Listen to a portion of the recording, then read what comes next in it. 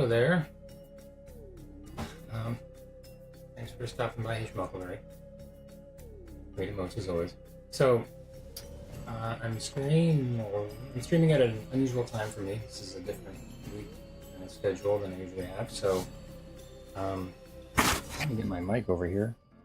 Actually, hear what I'm saying. Okay.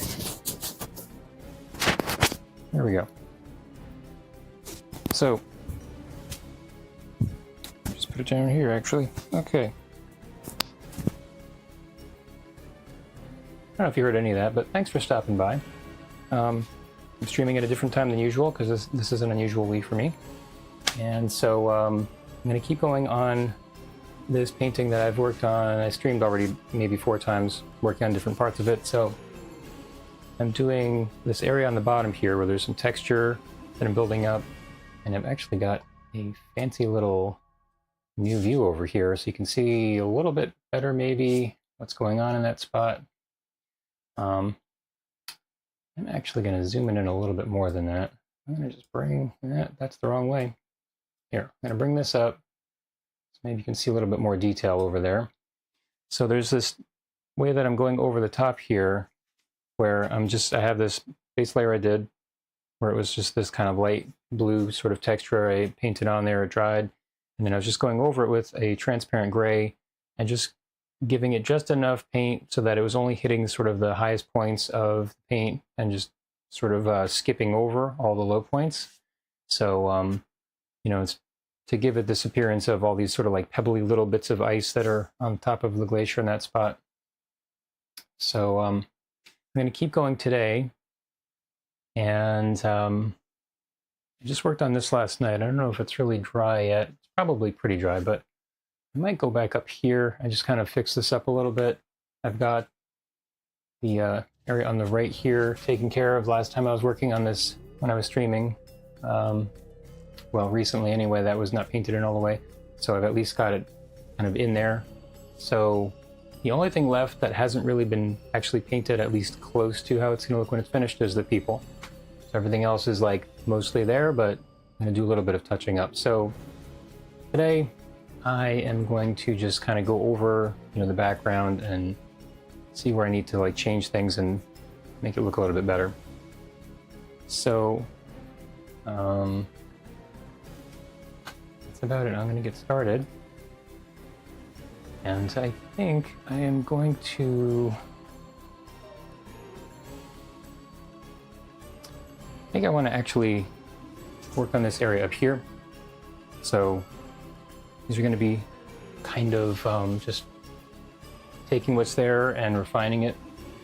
Little touch-ups of things like that. So I'm going to get my brush. And so I did this with a kind of somewhat medium firm brush before. I'm thinking about whether I want to do that or have a nice like softer filbert or not. But I am thinking maybe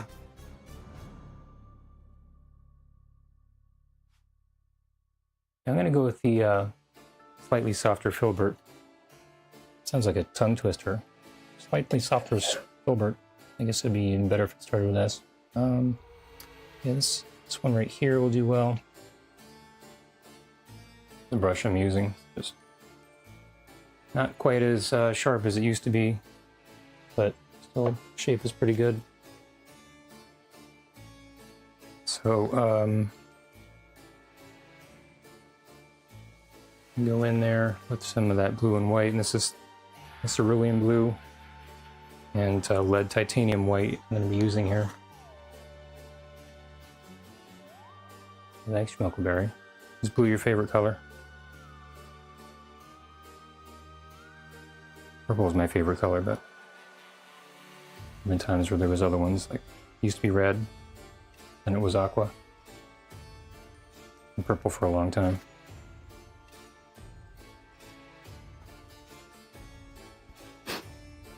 Yeah, my brother's favorite color. Yeah, a lot of people like blue. That's definitely a popular favorite color. So I'm going to see if I actually have enough color from last time to use for this. Looks like probably not. Now, this right here is what I was using for the clouds. I don't think I'm going to be doing much for the clouds anymore at this point, so I could maybe use some of that. I've got some black areas in there also, or just kind of dark gray. Oh yeah, purple's a nice shadow color. It's like it's the darkest color, so just without doing anything to it, it looks dark, but it's got more color obviously than just having a dark gray or something. So I'm gonna just switch to a different palette knife that's not quite as sharp. One thing with saving the paint this way, if you have a really sharp palette knife, you can kind of scrape off some little dry bits and get them in the paint. You don't want that because it's really annoying. It's like just having a bunch of garbage thrown in with everything else that you actually want. So this right here, I'm going to just get rid of it because it is mostly all dried up by now. I've kind of put the paint in there and used it a few times already. Let me just scrape that off to get rid of it and make some space here.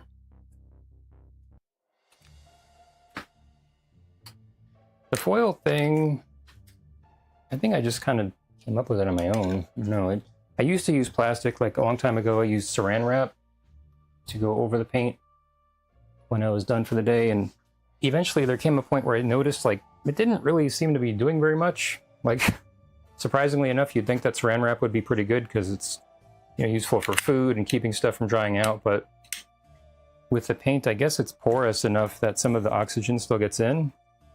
And so eventually I just kind of stopped doing that, and then I was like, well, the paint comes in metal tubes. Metal is not really porous, so maybe I'll use some aluminum foil. I mean, I'm pretty sure I thought of it myself. I don't remember ever seeing anyone else doing it and going, oh, I should do that. But it's definitely very useful. Like, I've had lots of paint that I've saved, and, you know, didn't have to throw it out, and then it can really save you a lot of time if you mix up some colors. And, you know, sometimes it can take a while to really mix a color, so it can help you to get started much faster, you know, once you have what you need. So you can also use it kind of strategically as like just, you know, plan to make the color if you don't really have enough time to do something that you're going to work on. Just like at least mix up the colors so that you can get to start on it you know, much faster next time. So, I don't know if I mentioned before, but you can actually, like, something I've also done is you can make like basically a mini paint tube with the foil if you just sort of fold it in a certain way that there's just this one little opening. It kind of just dries on that side, and you can just squeeze it out and it'll come out just like you're squeezing a tube next time. Yeah, I would avoid the clove oil. I used to do that too. There's a company that makes what's called brush redip oil, and I was using that for years, and not a real long time, but you know, a few years there, maybe four years or something. But clove oil is actually an antioxidant, so that's the opposite of how oil paint dries. So if any of the oil gets into the paint, it could do some stuff you don't really want, and also it turns black over time. So if you get the oil in there, you know, the clove oil, it could kind of start changing and looking sort of dirty eventually. Unless you're painting dirt, then it wouldn't really be a big deal.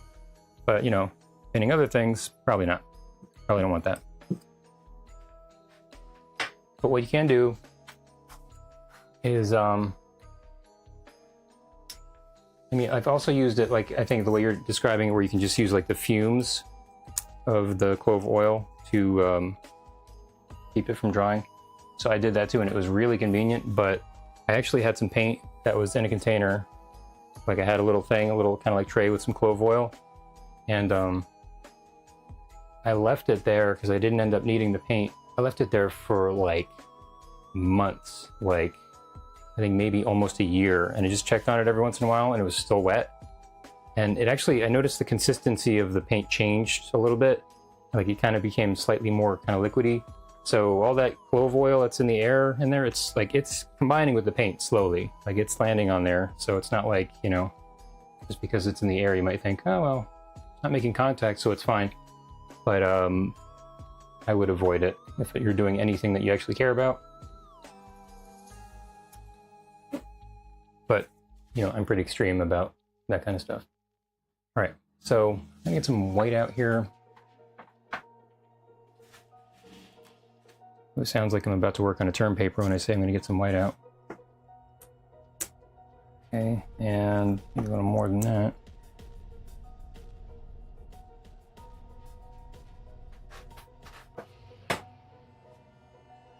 And there's a company that makes a really great umbrella if you're painting outside, called the Best Umbrella, but they stopped making it. And I had gotten the clove oil from them for, like, specifically for using the fumes in your palette. So, nice idea, but I would skip it. Yes, I want my paintings to last for 1 billion years. I know that's not going to happen, but I mean, you know, there may not be a planet at that point. But the longer the better for me. I'm going to get a little bit of this blue out here. There are some colors that last a really long time. Like there's still cave paintings that you can still see, like from like however many, you know, thousands of years ago. You can still see the things on the walls that were drawn on there by cavemen. I think this is the blue before I added any black to it. I'll just get that out.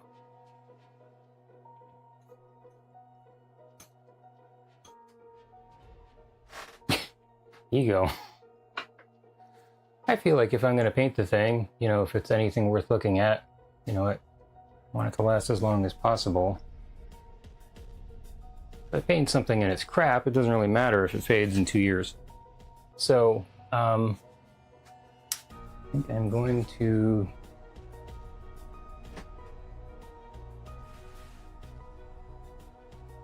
pick a spot here. So I tend to like just kind of jump around with whatever stands out that needs kind of work. So there's a little bit more detail up in this area here in the reference than what I have. So I'm going to just go in there. And try to sort of not get too tight with this because it's such a... There's so much going on there. If I looked at every tiny little shape and try to really do what's exactly the same thing as what's on the reference, it wouldn't make really much sense because you can't even really tell what you're looking at anyway. It's just kind of little shapes.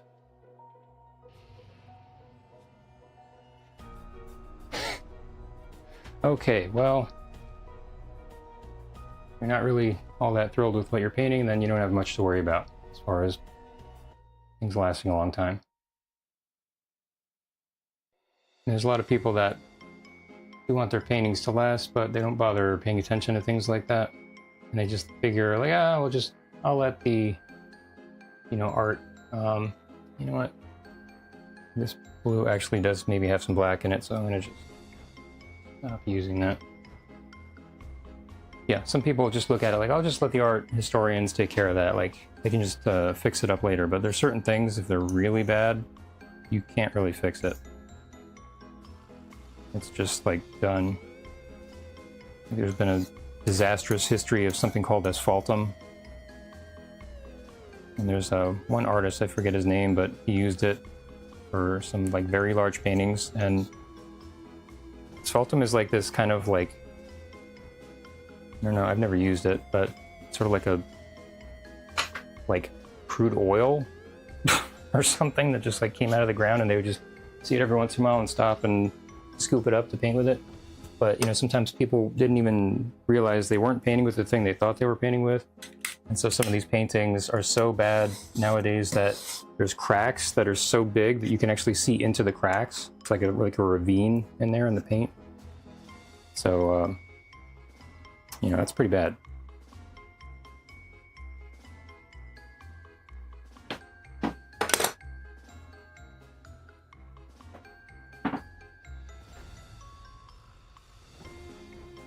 All right, so I'm going to just get out the regular blue. This is my so-called cerulean blue here,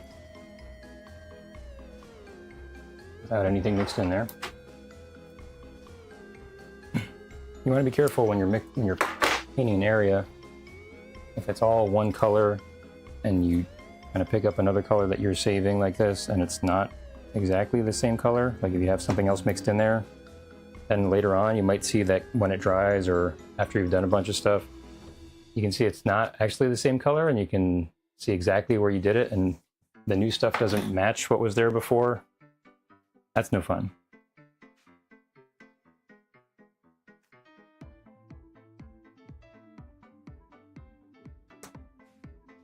I was really looking for, I did, a couple of kind of Halloween-y things before, last week and the week before, but I was really looking for something else to do this week. Got my Halloween playlist together, but I was looking around and I just couldn't find any reference online that I really liked. So I was like, there's some things that were kind of cool, but it just wasn't really good for painting. Thinking about doing a drawing also, but in the end I was just like, all right, you know what? I'll just keep going with this painting here.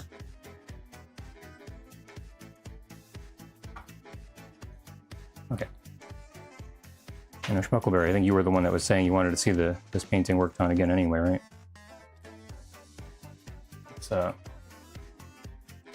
almost there with the background.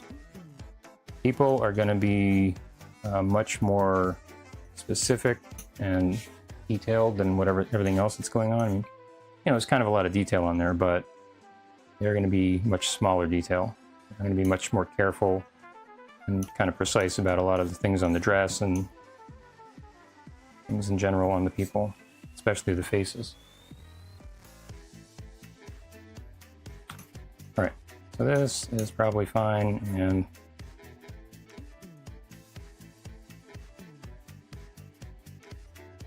over here with this one. So I had actually, the original layer I did on this, I used regular lead 1, which is just with linseed oil, which dries very fast. This is lead titanium that I'm using, so I don't really need this to dry as fast. You paint mountains in water. So in like others painting that, what? Not sure what you mean. Painting mountains in water, that's nice though. I've got some mountains in water in this one. Of course the water's frozen. All right, I'm gonna just come back up here now. I don't really need to wipe off that part I did before, but that is pretty dark.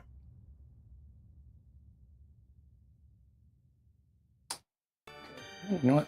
I'm standing up now because I'm not doing that part on the bottom. So we're just okay.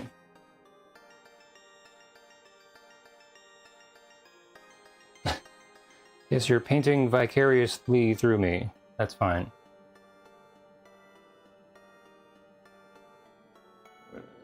Okay.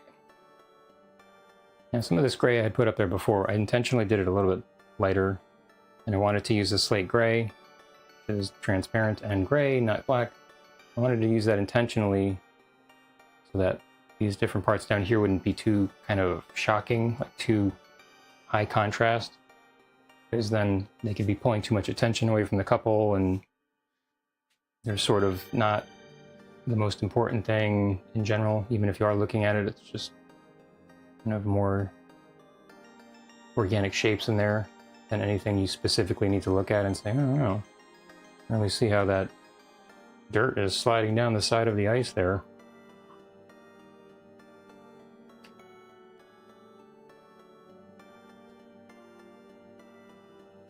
And there's this one little area right over here I did, which looks a little different than the reference, but I really like how it looks, so I think I might just leave that.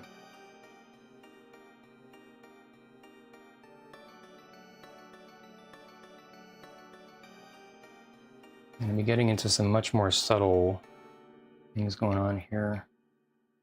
I think, I don't know, is it better if I just give the other view here?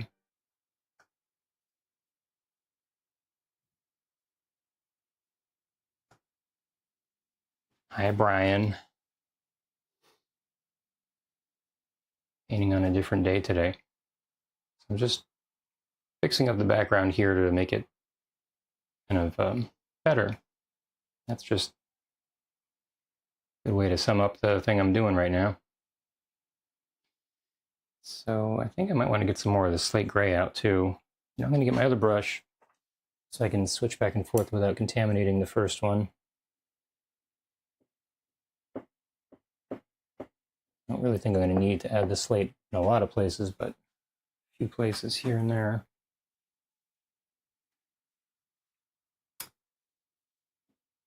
Unmarried distinction. Oh, that's a deep title. Handle or whatever. Keep viewers. Oh, okay. It's one of those. All right.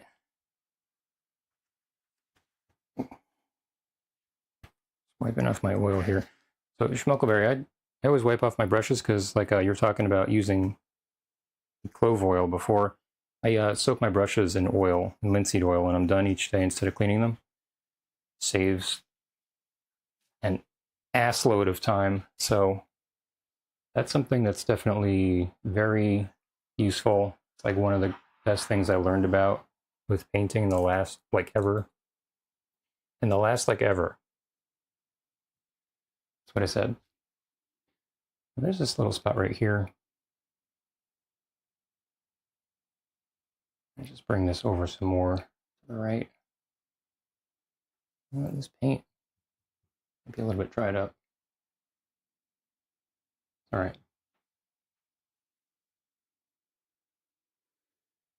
Yeah, if you have your brushes in oil, they don't really have the chance to dry. So even if you clean them, like you try really well, try to do a really good job on cleaning them, you know, it's easy to miss some of the paint and then it dries up in there and eventually your bristles just kind of start going out like that, and you can still use them for certain things, but it's just you can't really use them for any like precise nice line or whatever.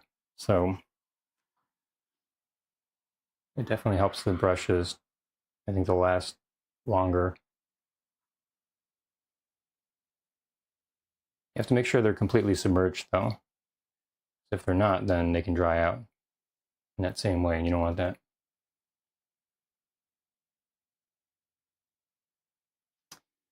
Okay, so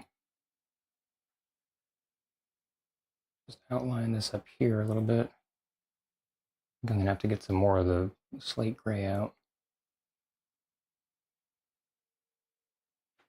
A little bit more over this way too.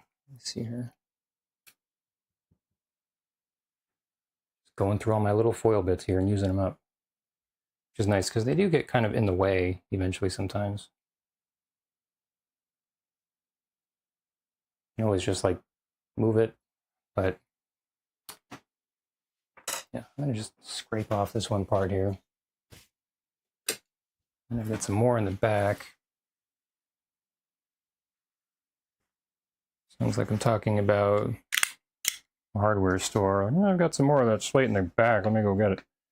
Actually, I had somebody, I was looking at a car I was selling years ago, and he brought some slate. He was like a roofer guy. There's some old slate pieces that he took off a very old house. He was like, oh, I thought maybe you could use it to paint on or something. I was like, okay. But they're kind of falling apart, so probably not good for that.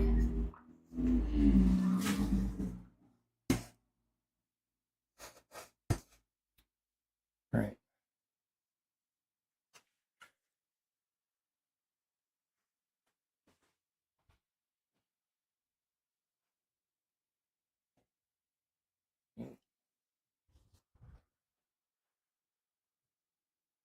Well, the black tarp I use just to keep the light from really kind of, like if I have the window open, I try to look at my painting. The painting's right next to the window, so if the light's coming through, it's really hard to look at the painting. It's just kind of like a glare. So I just leave that up a lot of the time. It looks really nice. I just leave it up just to kind of keep the light from kind of competing with what I'm trying to look at with the painting.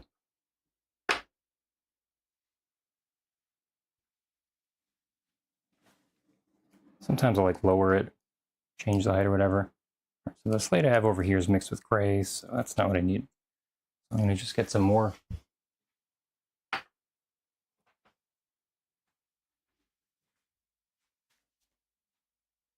Yeah, the material I have hanging up there, it's like this very super thin sort of, I don't know, it's like, I don't even know what it's made of. Probably like polyester or something, but it's got those little bumps on it, like little kind of divots. Started seeing them a few years ago all over the place. Like there was a mouse that I got with my Wacom tablet. It has it on the bottom, and anyway, it's like useful because it's very light. Okay, need a little bit of oil over here.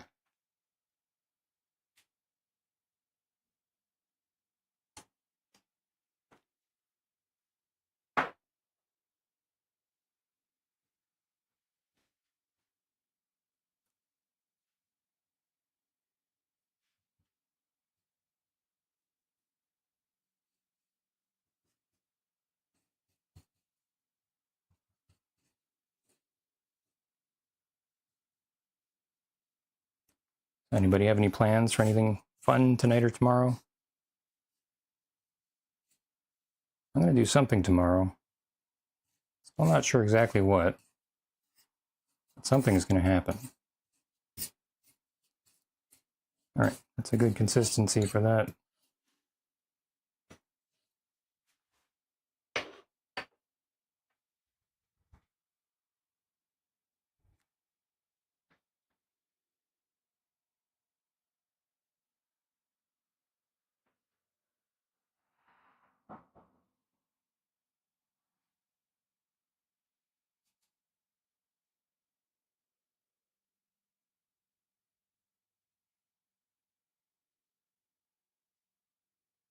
I'm looking at the value. I'm trying to kind of match the value here, but at the same time, maybe have it be not quite as dark as what's on the reference for some of these kind of darker gray things, so that it doesn't jump out too much.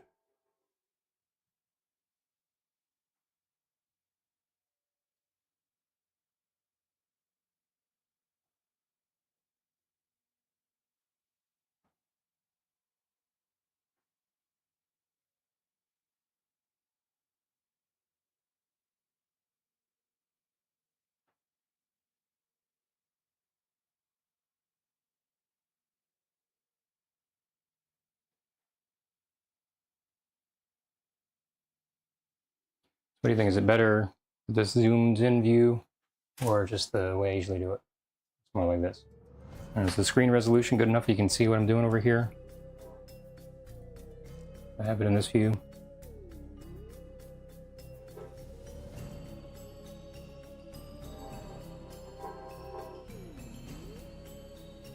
You hear that train? The window open. It's weird that tomorrow's Halloween. It's like 74 out.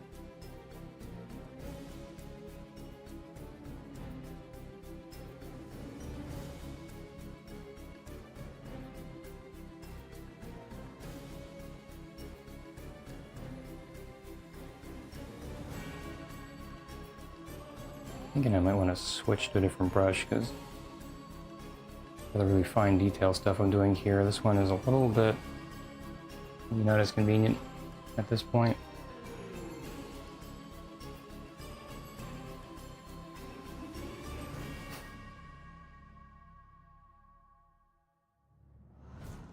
It is haunting music, yeah.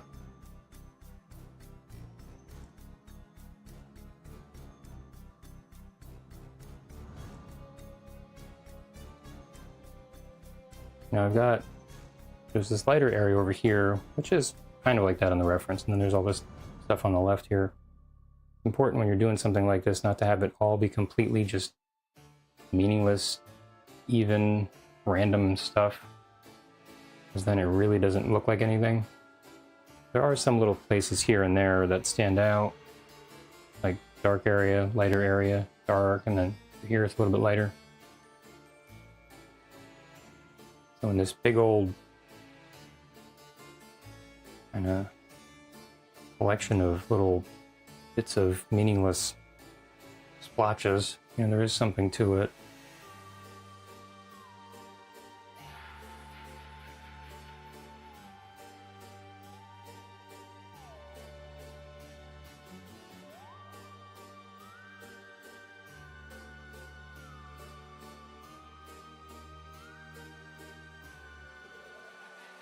I've been listening to Stephen King's The Stranger. I listened to it a few years ago, but I forgot like everything. Pretty cool though.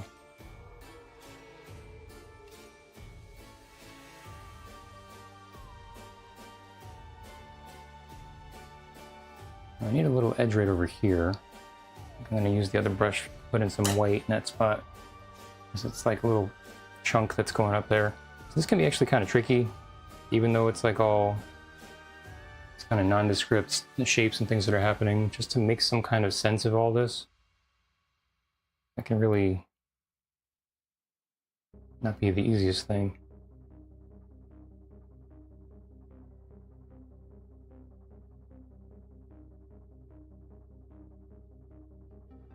It's definitely a place that I could get, you know, a little thicker with the paint than I normally would for a lot of other things. Really helped to kind of add something to it.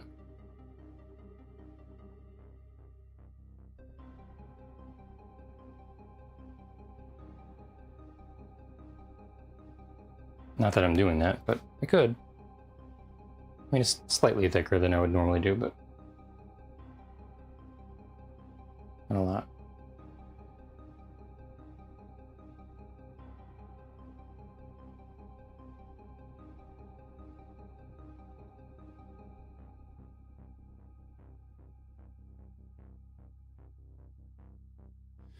I went through this whole process of,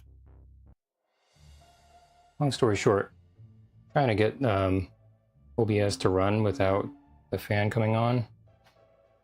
And I finally got my desktop audio to work by downloading this program I had downloaded a long time ago and getting the new version of that. And then once I got the desktop audio to work, the fan went on anyway, so it didn't do anything. So I guess there's not much I could change about that. Just feel like it's not great for the computer.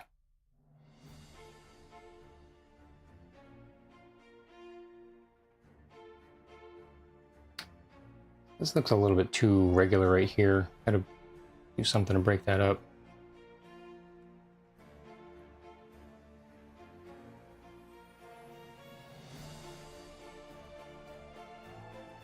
Definitely something where I want to get closer to it, but I really need to try to stay further back.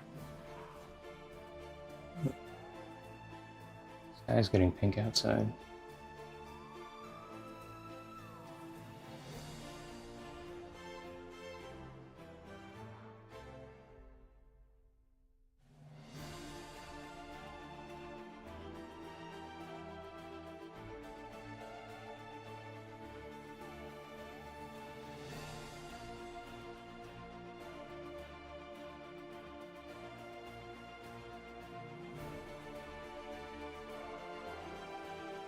I'm going to go around and just do a lot of these whites, just because I don't really want to have the other paint mix in with the white too much.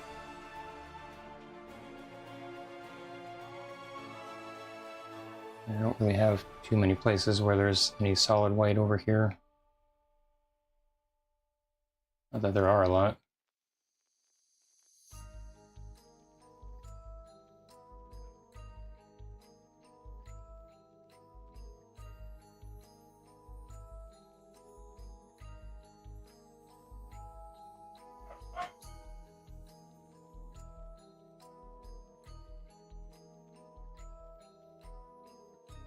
Yeah.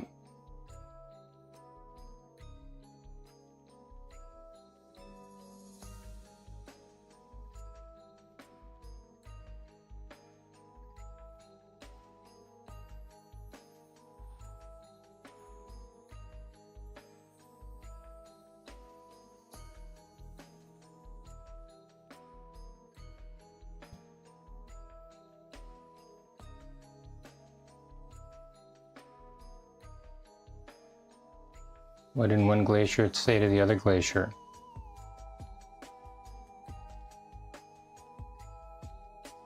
Can't think of anything that rhymes or sounds like glacier.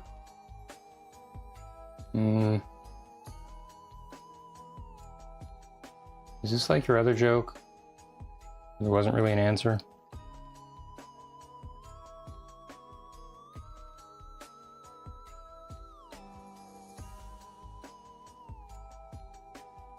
Yeah, I don't know.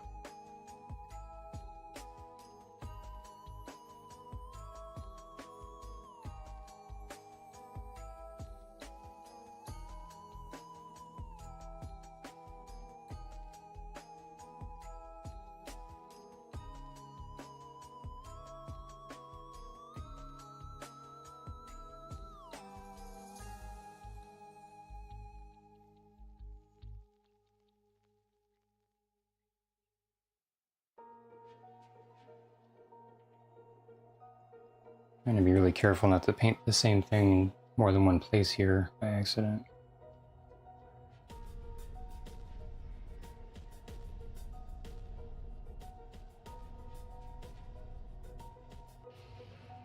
Okay, a legitimate question, not a joke. Well, here's what they said. Man, it's cold. All right, hey, I've got a real joke. What did one ocean say to the other ocean?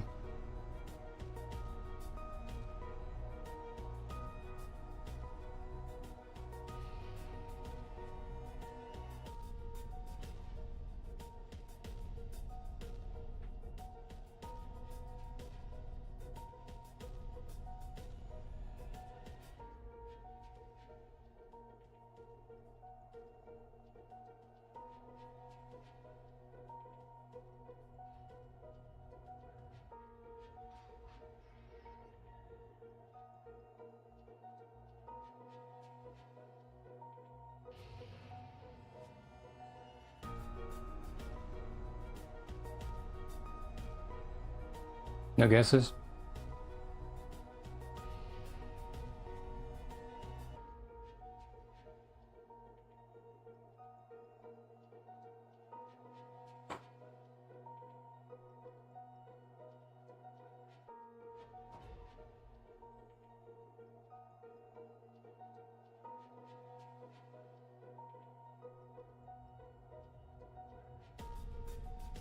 Okay, sure, you're dying to know the answer, so I'll just tell you. So what did one ocean say to the other? Nothing. They just waved.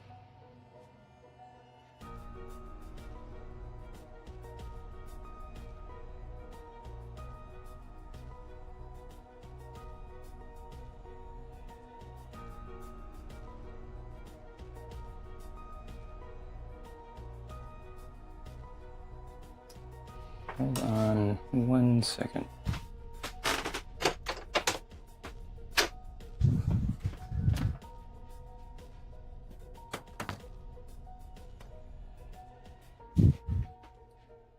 Okay.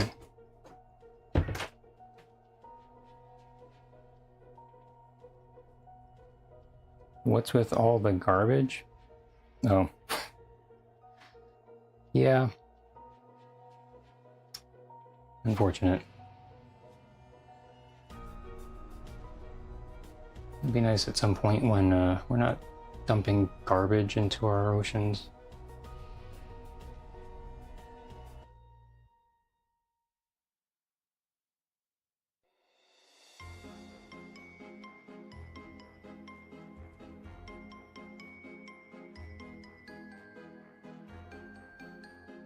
Now, wait a minute here. The glaciers didn't say ice to see you. There was never any actual answer that made any sense to that non-existent joke.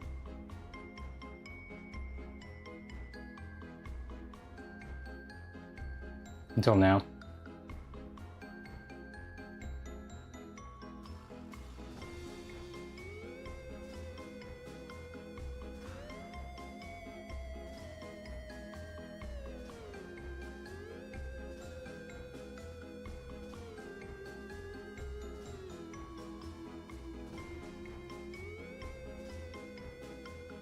So, kind of thinking this is like pretty close to what's going on in the reference, but this is definitely something to check from, like I was saying before, from far away.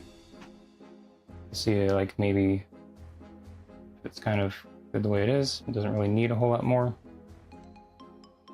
You could just keep on working this thing to death. close.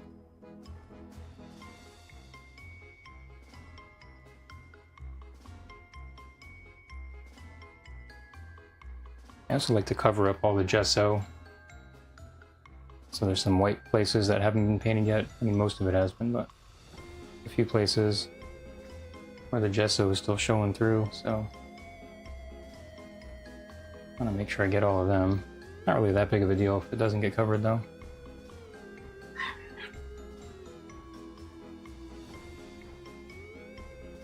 The edges, kind of like I was saying about this one place before, the edges are really important. Really make sure it's like solid enough. Like right over here, let me just go over this just a little bit. Kind of give that kind of a bigger separation from the area above it a little bit more. With all this random stuff going on, that can really make a big difference. Just have kind of some sort of order happening.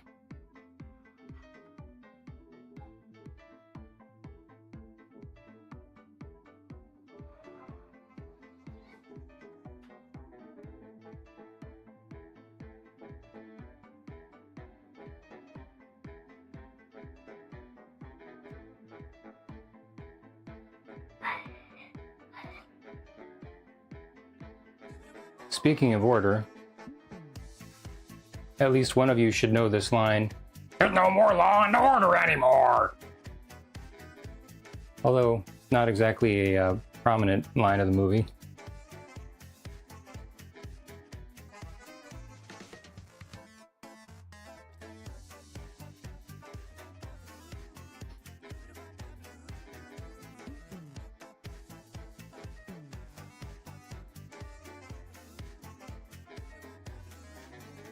I don't know what's going on right here in the reference. It's just hard to tell. I'm gonna just leave that for now. Go over this edge right here some more.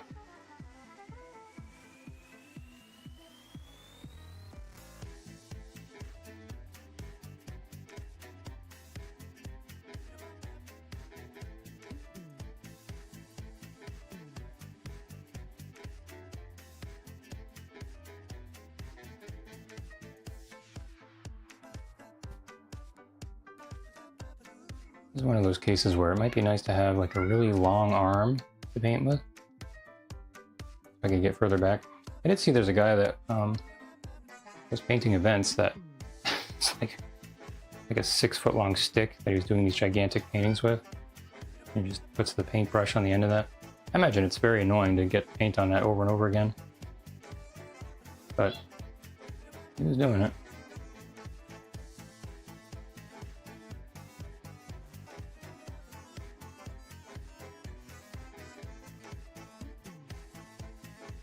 So as I'm going along, there's little subtle things that are kind of standing out more and more. And I still need to add in there, but it's still, there's a lot going on in there.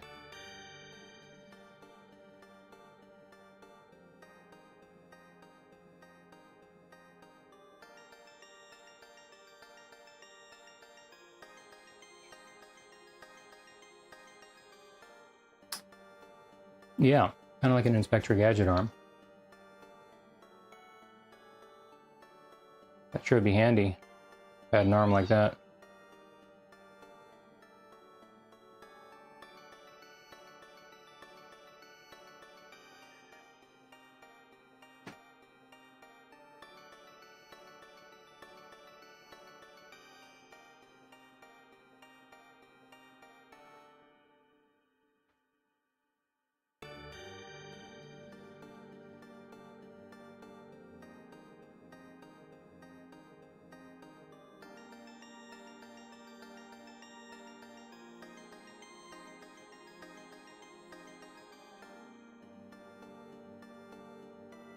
Brian, doing any painting lately?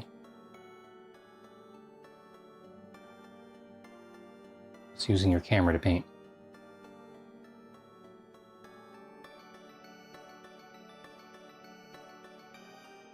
I'm liking this right over here. That's like one of the most, I think, dimensional parts of the painting right now, this background area.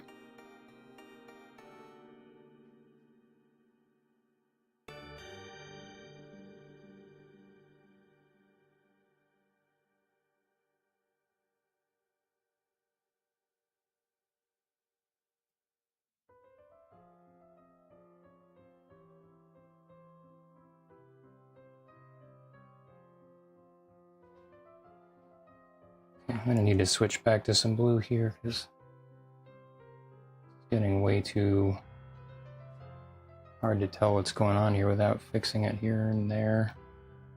More of the blue.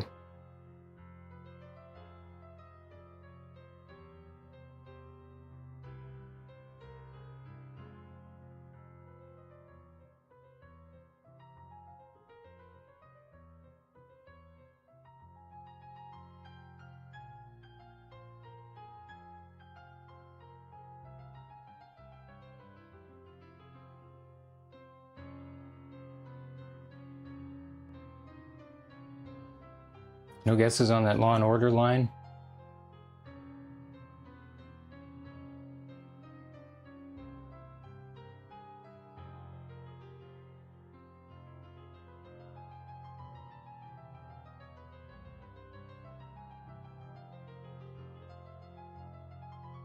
Yeah.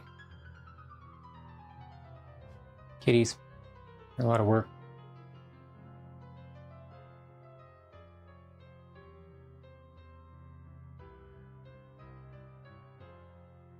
Our one three-legged kitty that was in the studio with me for a long time. Let him out in the apartment a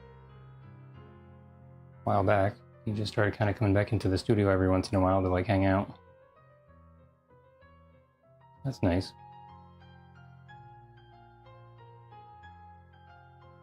Gotten overweight, so I'm trying to get him to lose weight. Play with some toys. He likes the ball toys that are just squishy. Because they move kind of more like a mouse, I guess, than the other ones.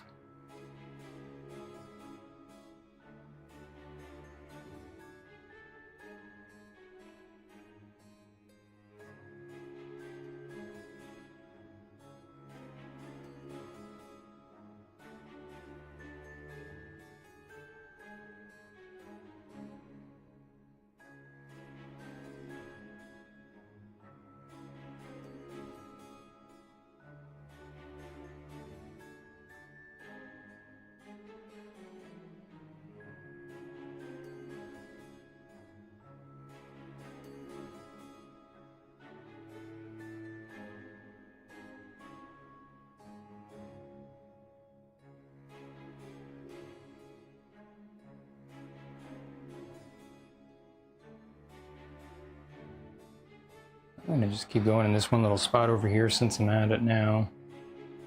Kinda put the white on hold and keep darkening some areas with the blue.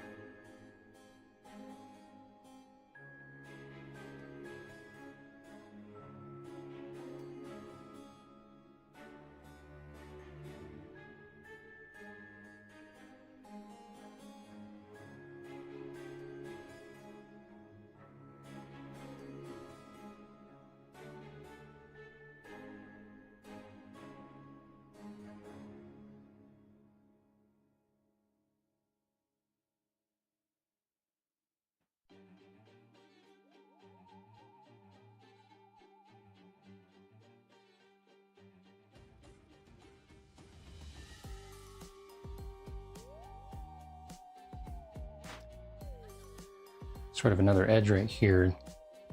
I want it to be more outlined. Not that much though.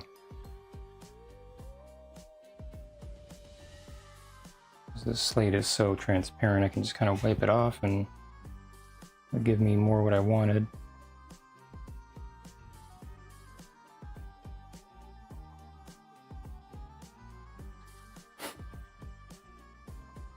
Painting really rocks a lot. I'm working all the way on the side like this for my easel.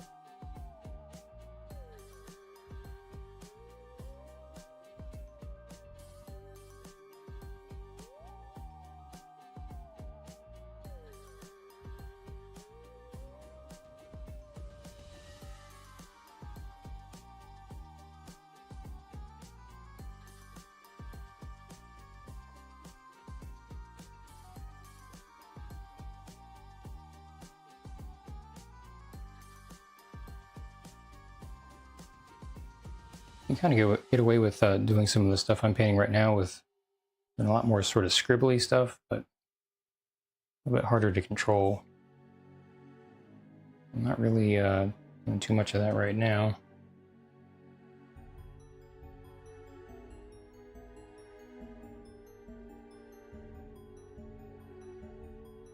But if you do that, you can kind of just potentially very quickly get a texture that looks a lot like what you need. So it's nice when you do that and it actually works. Sometimes you might try it though and it doesn't look good.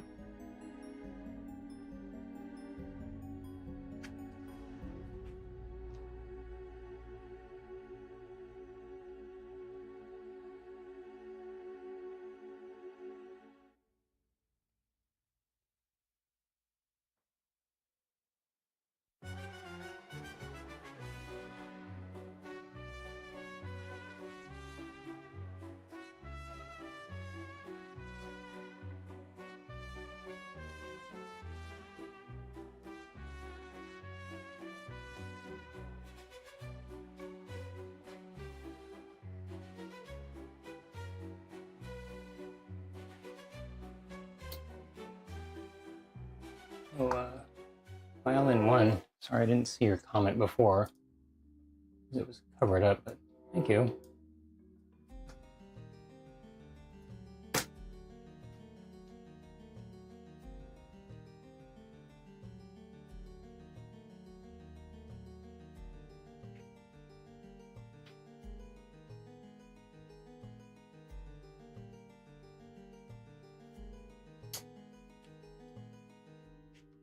I just bring this one little spot out right over here some more.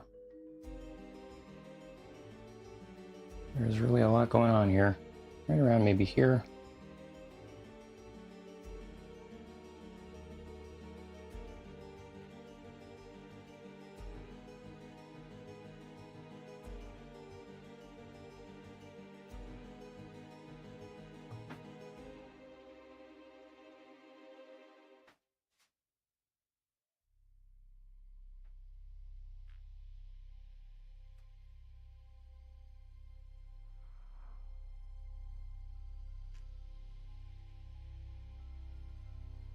It took me a while to get used to holding the brush this way from when I first had originally learned to paint.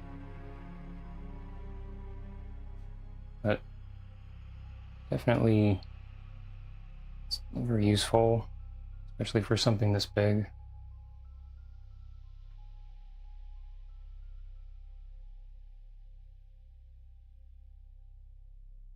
It's kind of like it's just an extension of your arm.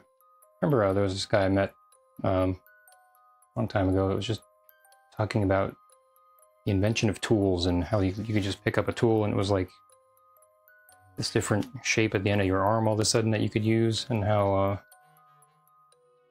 such a like major kind of advancement in human history when that happened. Which, when you think about it, it's true. Like if you had nothing but your hands to work with, you know, there were no tools, and all of a sudden somebody's like, hey, I can use this sharp stick to I don't know, whatever you use a sharp stick for. That's like, oh wow, it's like breaking cutting edge technology at the point when that happened, I guess.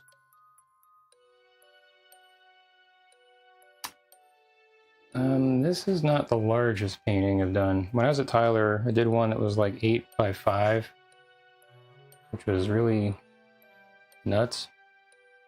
But this is the largest commission I've done. It's like 48 inches wide. I've done a bunch that were 30 by 40, but this is bigger than that. I had to special order it. It was the exact size that my client wanted. She wanted to just have it match the photo exactly instead of cropping anything or changing it around. So the shipping alone was like $300 or something. Or I guess the shipping and, well, I forget if that's just shipping or shipping and the painting. Probably just the shipping.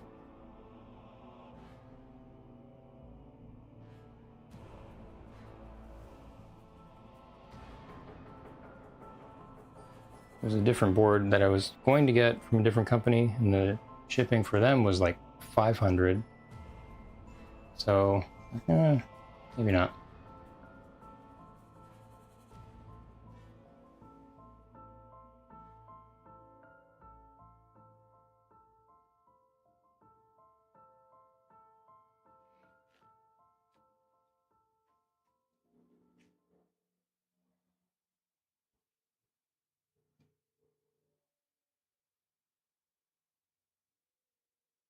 Somebody told me a long time ago that painting extremely large, like this is not really that big compared to other things that people are doing, but apparently that's an American thing.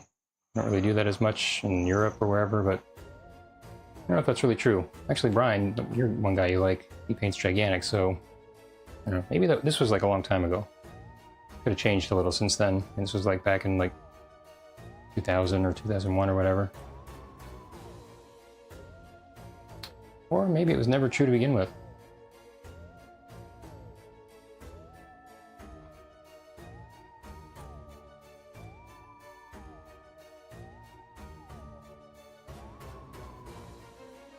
What was that guy's name? Wilhelm Frogenbottom? It was something really Irish sounding.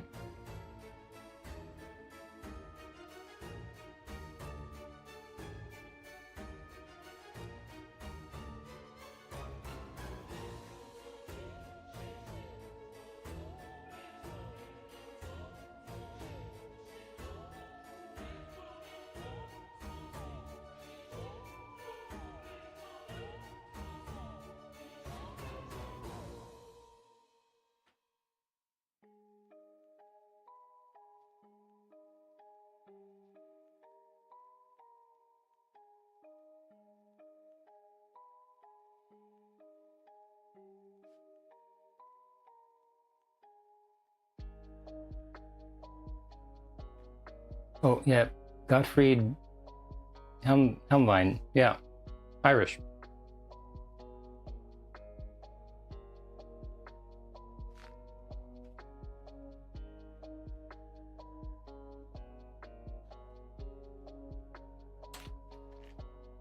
Yeah, slightly on the large side. I'll do some more of this blue up here.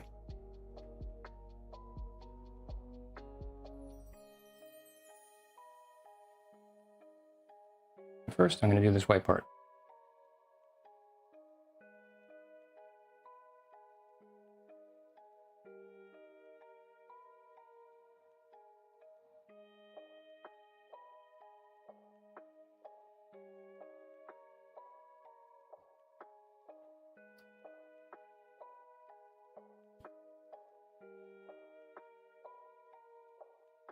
Very interesting how the ice turns blue.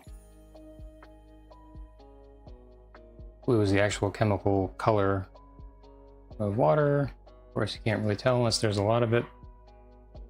But, you know, it just gets kind of condensed enough in the Arctic, I guess, that it's like just easier to see the blue.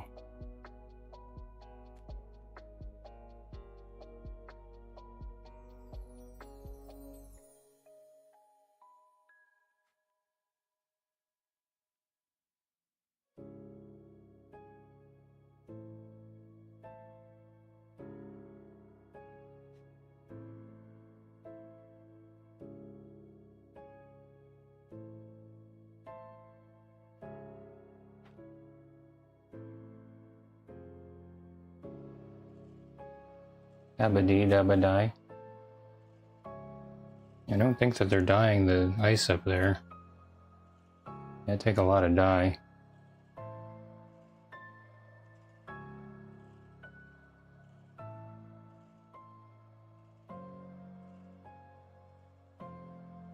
That D-Light? I haven't heard that song for a while.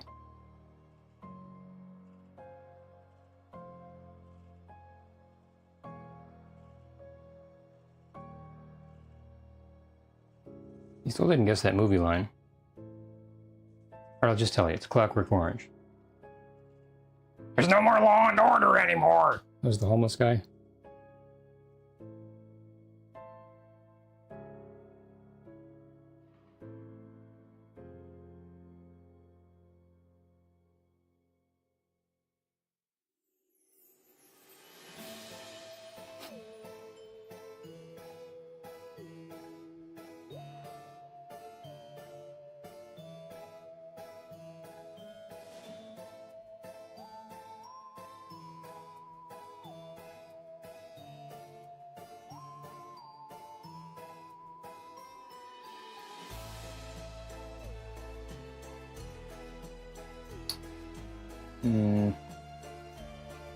I have to cut it short tonight because I got a student coming up. So, yeah. I'm gonna have to stop in a couple minutes here. So it'll just be a quick one today. I might go on again later, I don't know. Possibly. Maybe.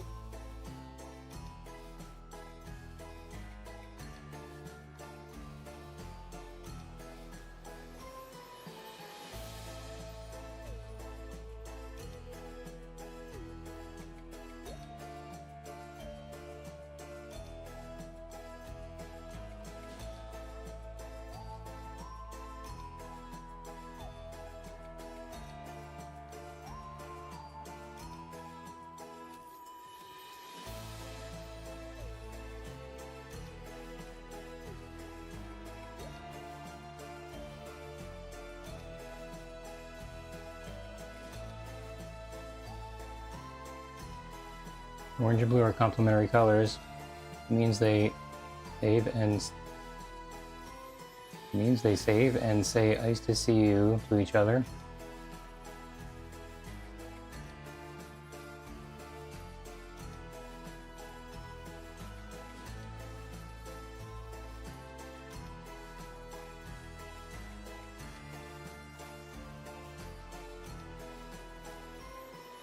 Well, they're very polite colors. That's nice.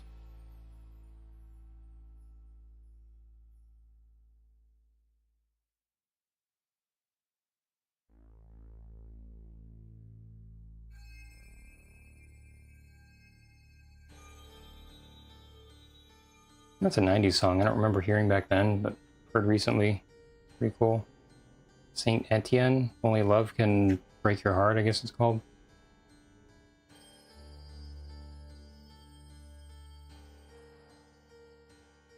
Kind of funny how specific the beats for the 90s were. Like, you can tell right away, even if it's like a song you don't know. It's like, oh yeah, that's 94.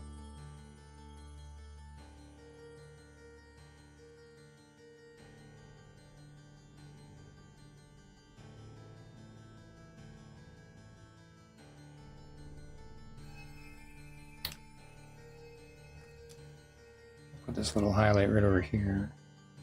Just seeing things jumping out. Like all of a sudden it's like, oh, that thing is missing.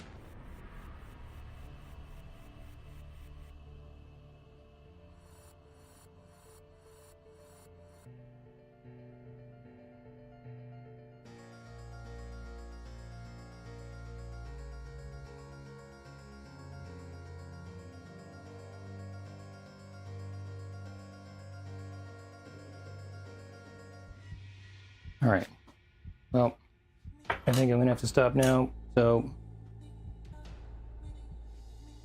quick stream. Don't cross the stream. So, thanks for joining me for a little while.